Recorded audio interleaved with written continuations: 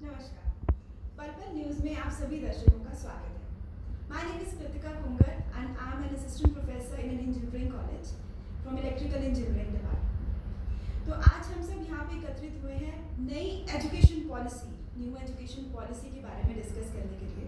तो नई शिक्षा नीति 2020 जो कि कैबिनेट की मंजूरी, जिसको कैबिनेट की मंजूरी मिल गई है, और केंद्रीय मानव संसाधन विकास मंत्री रमेश पोखरियाल निशंक और सूचना प्रसारण मंत्री प्रकाश जावड़ेकर से बुधवार को प्रेस वार्ता के दौरान इसकी जानकारी मिली। तो अभी इसके बारे में डिस्कस करने के लिए हमारे साथ हमारे शहर की जानी मानी हस्तियां हैं। हमारे साथ आज शामिल हैं डॉक्टर शमीन शर्मा जी, नमस्कार। मैनेजिंग डायरेक्टर जेसीडी विद्यापीठ, उत्तर भारत की प्रसिद्ध लेखिका और शिक्षाविद। नमस्कार मैम, आपका मैं स्वागत करती हूँ आज के इस वार्तालाप में। हमारे साथ अगली जो हस्ती है वो है doctor Ravinder Puri ji, head of the department psychology, और इन्होंने बहुत सारी बुक्स भी लिखी हैं साइकोलॉजी पर। और साथ में हमारे साथ हैं हमारे अपने पर्पल न्यूज़ के मिस्टर सुरेंद्र भाटिया जी, संपादक पर्पल न्यूज़। तो सबसे पहले सर मैम मैं आपसे पूछना चाहूँगी कि क्या है ये नई एजुकेशन पॉलिसी, क्या इम्प्रोवाइजेशन हुए हैं 34 इयर्स में, जो लास्ट 1986 में हमारी ये पॉलिसी जो है पहले आई थी और अब ये 34 इयर्स के बाद रिवाइज हुई है।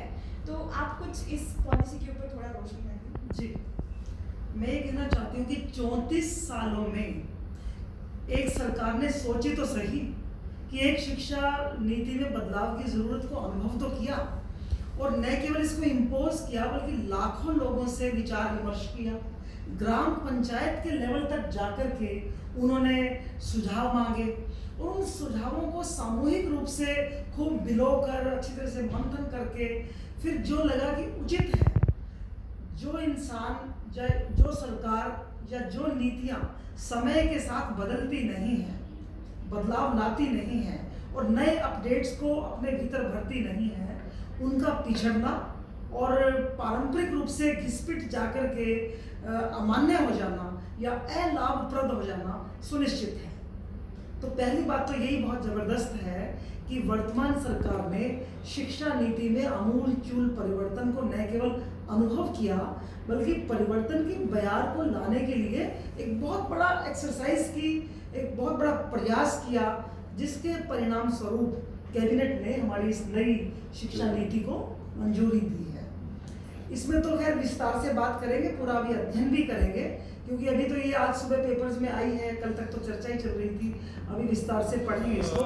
लेकिन मुझे जो बात सबसे प्यारी लगी वो ये लगी कि अब तक हमारा जो था ग्रेजुएशन 3 साल की थी +2 के बाद, लेकिन अब 4 साल की कर दिया उसको। ये एक बहुत बड़ा बदलाव है, क्योंकि हमारे जो 3 साल की ग्रेजुएशन थी उसको अमेरिका में, यूरोपियन कंट्रीज में मान्यता नहीं थी, और इसीलिए डीयू ने आज से 3-4 साल पहले कर दिया था, क्योंकि यहाँ का बच्चा जो ग्रेजुएट होकर के हायर एजुकेशन के लिए बाहर जाता था उसको बिल्कुल डिस्कार्ड कर देते थे, अमानित, बिल्कुल उसकी कोई मान्यता मिलती नहीं थी दाखिले के लिए। तो ये बहुत बड़ी बात एक हुई है कि 4 साल की ग्रेजुएशन करके हमारे ग्रेजुएशन के स्टैंडर्ड को वर्ल्ड के स्टैंडर्ड्स के साथ समकक्ष करने की जो एक पहल की गई है, this is I would say wonderful, number 1। Number 2, जो एक और चीज़ है, मेरे एक मित्र हैं, उनकी बेटी ने एमबीए किया हमसे, और एमबीए करके वो अमेरिका में, कैलिफोर्निया में जैसे, तो उन्होंने मुझे पता चला कि पिछले 3 सालों में वहाँ पर उन्होंने मेडिकल की स्टडी कर ली। हमारे यहाँ पे तो जब तक +2 में मेडिकल नहीं है, यू कैन नॉट थिंक, आप सोच भी नहीं सकते डॉक्टर बनने की। पता नहीं जिंदगी में कब बदलाव आ जाए और कब ख्वाबों का एक सिलसिला फूट पड़े। अब एमबीए किया हुआ भी डॉक्टर बन सकता है, ये तो आप सोच भी नहीं सकते। तो ये छूट अपने यहाँ पे भी है, किसी भी स्ट्रीम से, कॉमर्स से हैं, आर्ट्स से हैं, science, non medical, medical, whatever may be, अब आप अपने सपनों को पूरा कर सकते हैं। आपको जब भी लगे कि आपके भीतर ये प्रतिभा भी है, तो आप आर्ट से साइंस में जा सकते हैं, साइंस को साथ साथ चला सकते हैं, medical, non medical, arts, commerce के सब्जेक्ट्स का कॉम्बिनेशन ज्वाइंटली आप अडॉप्ट कर सकते हैं। तो ये बहुत बड़ी बात होगी। तो बहुत सारे पॉइंट्स ऐसे हैं जो कि डिस्कस करते रहेंगे, बात आगे बढ़ती रहेगी।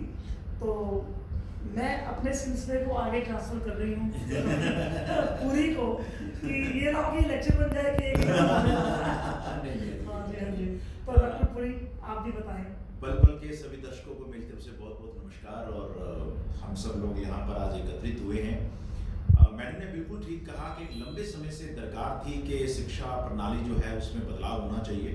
हमारे पास जब देश आज़ाद हुआ था तब हमने एक कमेटी बना के यूनिवर्सिटी के लेवल के ऊपर बहुत सारे परिवर्तन करने की कोशिश की थी 48 और 49 के अंदर। उसके बाद से लेकर फिर होते रहे, थोड़े थोड़े बदलाव होते रहे। और आज से जैसे मैडम ने बताया कि कुछ वर्ष पहले, लगभग 3 दशक पहले इस तरह के वोट दिए गए थे बदलाव। उसके अंदर राइट टू एजुकेशन आया था, तो तमाम चीज़ें आती थी। और ये जो चीज़ है अब की बार जो ये एक परिवर्तन किया गया है, इसमें सबसे बड़ी बात जो मुझे दिखाई दे रही है कि पहले मैडम इसमें एजुकेशन के ऊपर सरकार का जीडीपी का केवल 4% हिस्सा यूज हो रहा था और अब उसको बढ़ा कर 6 कर दिया है।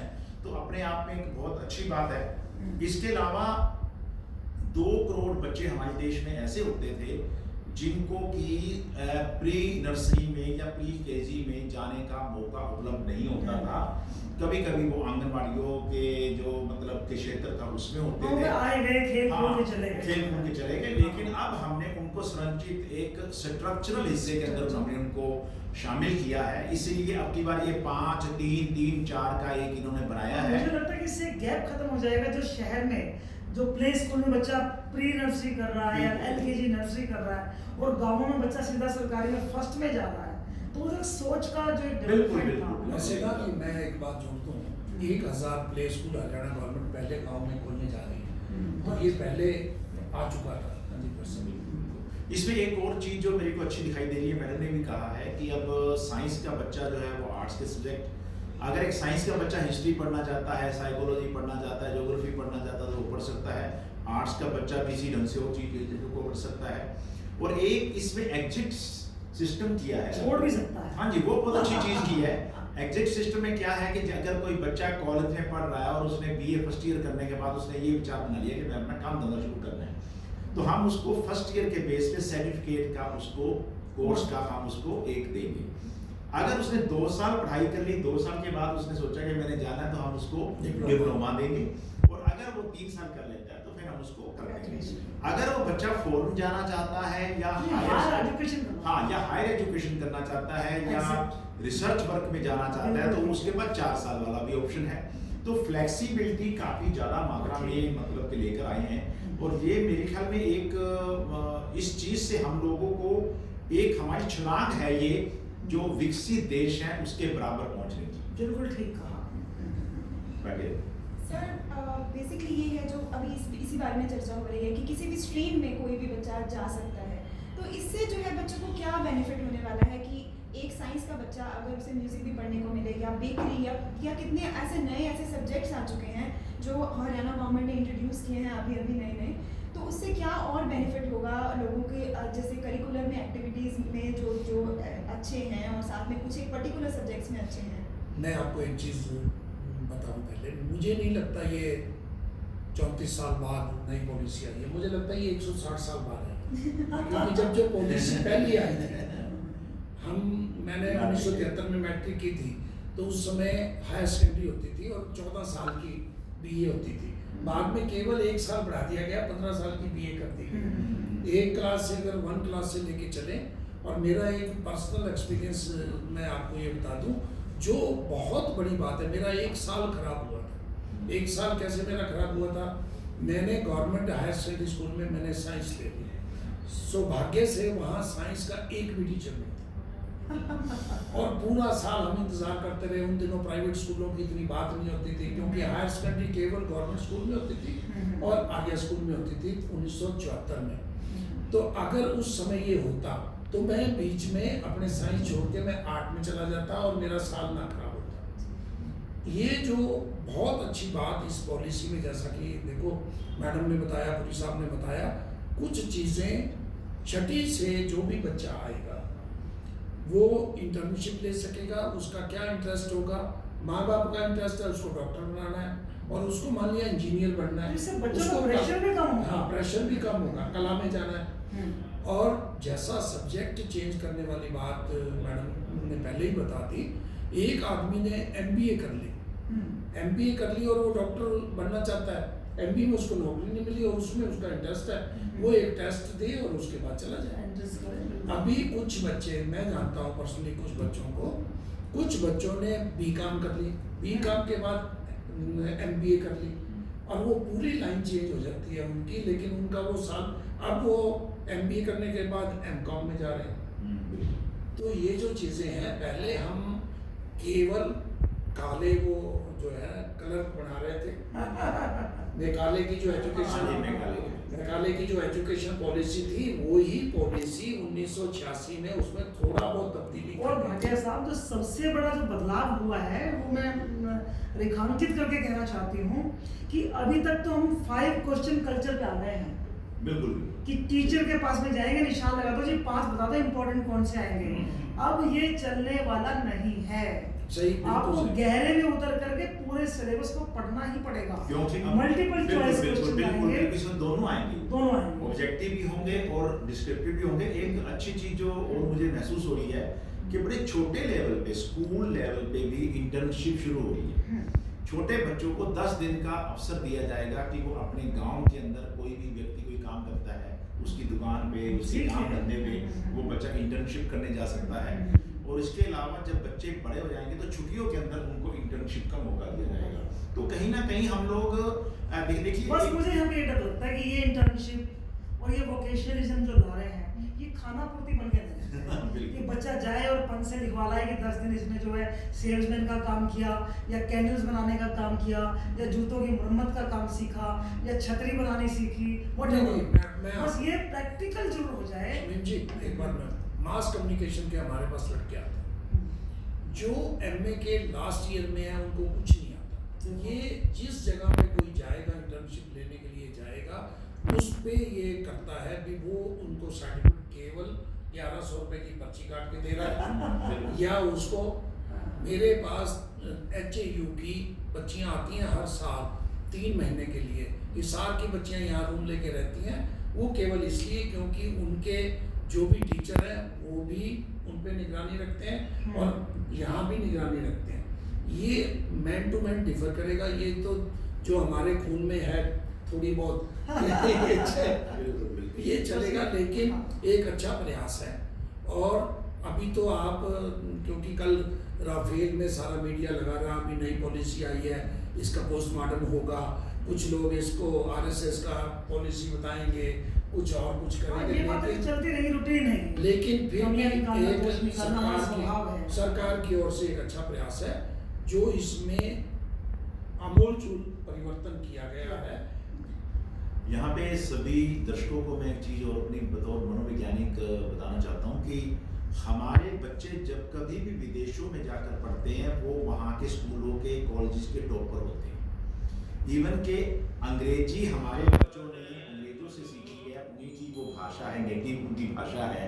उसके बावजूद भी जो अंग्रेजी के भी टेस्ट होते हैं, स्पेलिंग के टेस्ट होते हैं, उसमें भारत के बच्चे, ग्रामर के टेस्ट होते हैं, उसमें भारतीय बच्चे सबसे आगे होते हैं। अगर हमारे बच्चे बाहर जाके बहुत अच्छा करके दिखा सकते हैं तो जाहिर सी बात है कि हमारे यहाँ के सिस्टम में कोई खामी थी, अब वो खामी को दूर किया गया है। उसका कितना प्रभाव होगा वो हम लोग समय के साथ साथ देख पाएंगे।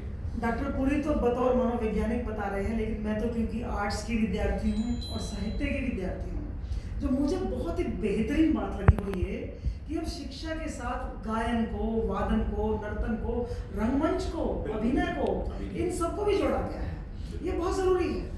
हम सारे दिन गणित की बातों में उलझे रहे, सारा दिन करियर की बातों में उलझे रहे और फूलों को, नज़ारों को और गीतों को इनको छोड़ दें तो बहुत एक सन्नाटा सा रहता है जिंदगी में।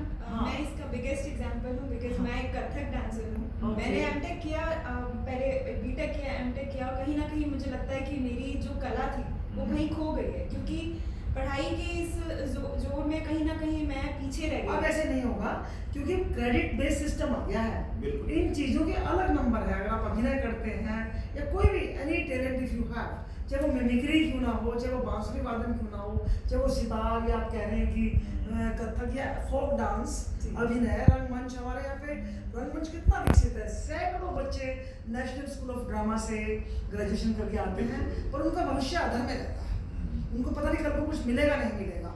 लेकिन जब ये चीजें हमारे ये सिलेबस पाठ्यक्रम में जोड़ी जाएगी तो उनके लिए तो उनकी वैल्यू भी रहेगी। मोreover, कहीं ना कहीं हमारा इंडियन कल्चर जो है, जो एक्चुअल हमारी इंडियन संस्कृति, जो हमारे इंडिया का म्यूजिक, हमारी इंडिया की जो आर्ट है, वो कहीं ना कहीं वैनिश होती जा रही है, बिल्कुल। कहीं ना कहीं लुप्त होती जा रही है, जो शायद अब वापस से सब बच्चे जो कि हम जैसे लोग जो आज भी कहीं ना कहीं इस अब ये धरोहर को संभाल कहेंगे कि के हमारी जो नई शिक्षा नीति है हाँ जी। उसकी एक बहुत बड़ी पहल कही जाएगी कि अपनी परंपराओं को, अपनी संस्कृति को बिल्कुल। और अपने जो भी विरासत है, धरोहर है, उसके संरक्षण का भी पूरा प्रयास इस शिक्षा तो नीति में किया। आज की जो चर्चा थी वो नई शिक्षा नीति पे, हमारी आज की अतिथि एंकर थी कृतिका खुंगर। उनका सबसे पहले आभार, और डॉक्टर शमीम शर्मा जी का और डॉक्टर पुरी का पल पल के लिए आपने अपना समय निकाला, और समय समय पर हम आपको जैसा जैसा ये नई शिक्षा नीति पे कुछ दिन बाद फिर एक पर चर्चा हाँ, लेकर विस्तार से आएंगे। बात करेंगे। आप सभी का